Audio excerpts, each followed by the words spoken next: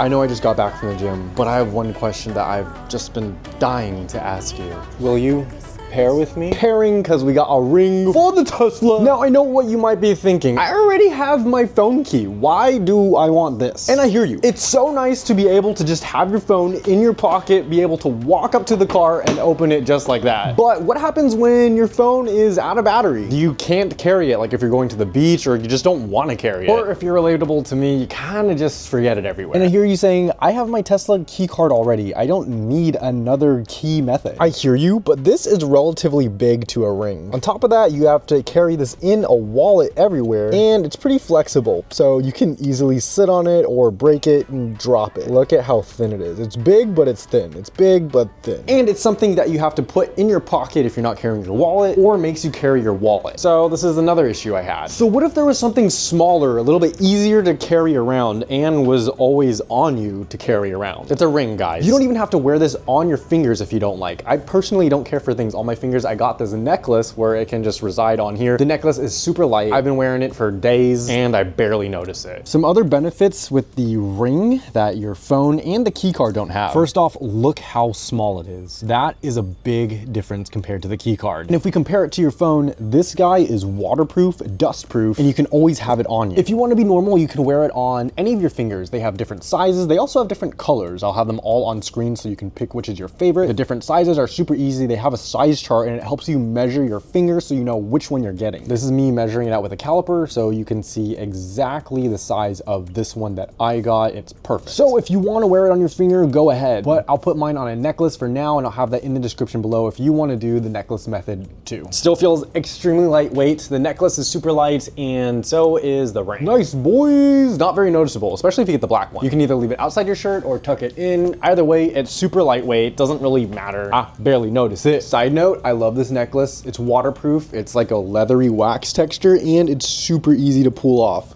Boom, like that, and then it clasps back on together. The clasp is like a light metal, so it stays together, but you can easily pull it apart if you need to. Now let's go ahead and pair this guy with that guy. Can we just take a second to appreciate that cute little case that it comes in? It looks like a legit ring, and I posted this on Instagram. If you're not following me there, go and follow me there, because I fooled a lot of people thinking that this was actually for someone else. All right, pair time. So we're gonna go into the car menu, we'll go to locks, and then we're going to add a key. There's two methods here. We're gonna do the one where it's adding a key fob or key card. This is our new fob. I have a little holder right here, but essentially you're just going to want to press that right around there, and then it comes up with this tap key card to approve pairing. It's an existing key card. So I'll grab this guy, and now all I gotta do is tap it here. The key has been added. That's it. That is how simple it is to add this to your car. Honestly, no brainer right here. This is so lightweight, lighter than your phone, more convenient, all that good stuff. I see no downsides with this. Let's lock the car with the ring,